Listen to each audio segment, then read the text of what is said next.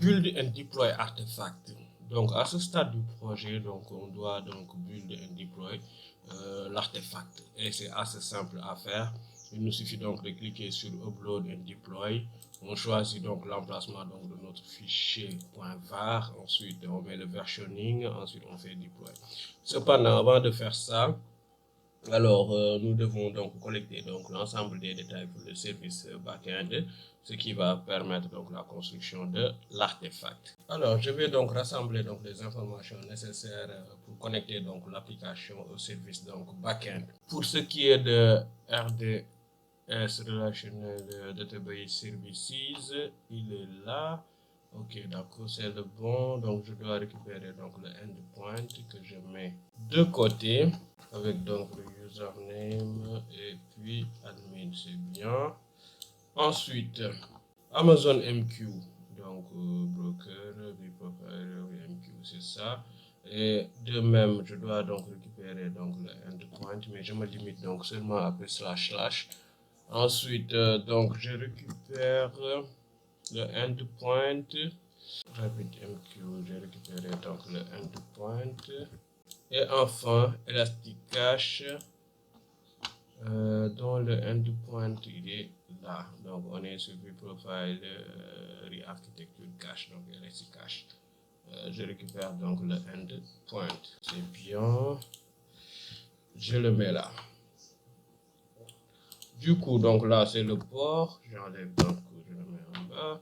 Ensuite, sur Amazon MQ, c'est la même chose. J'enlève les deux points. Et puis, je mets le port en bas. Très bien. Alors, très bien, c'est parti. Maintenant, je dois cloner donc le code source. Pour ce faire, donc, c'est pareil. Je récupère donc le chemin.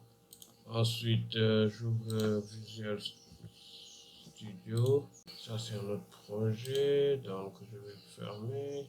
Alors, c'est parti. Donc, clone. Je mets donc le code source ici.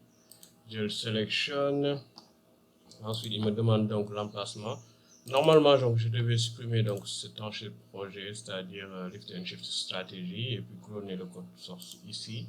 Mais cependant, j'en ai encore besoin, donc j'ai créé hkHcoder donc 2, où je vais cloner donc le code source, donc sélectionner une destination. Très bien, il a fini, donc je peux mettre Open. Enfin, qu'il ouvre donc le projet, ça c'est très bien. Et maintenant, je dois switcher donc à la branche origine AWS Refactor.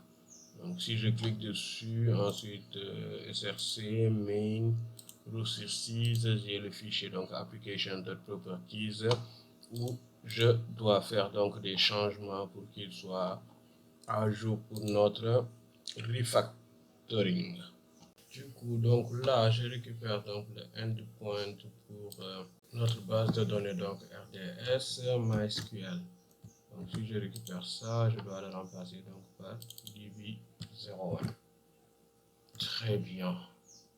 Après donc // j'ai collé donc le endpoint et puis 2.3306, ça c'est bien.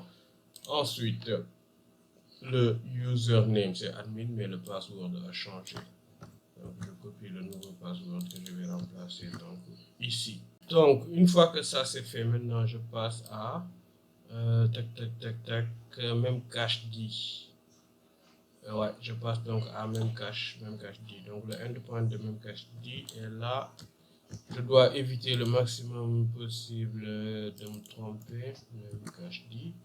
Ensuite, le port c'est 11.2.11, ça c'est très bien. 11.2.11. Ensuite, là, je dois récupérer donc le endpoint donc de RabbitMQ. Je récupérer donc le endpoint donc de RabbitMQ. Ouais, j'ai récupéré donc le. Du coup, le port c'est 5671 au lieu de 5672 que vous voyez ici. Donc c'est 5671 et le username c'est Rabbit.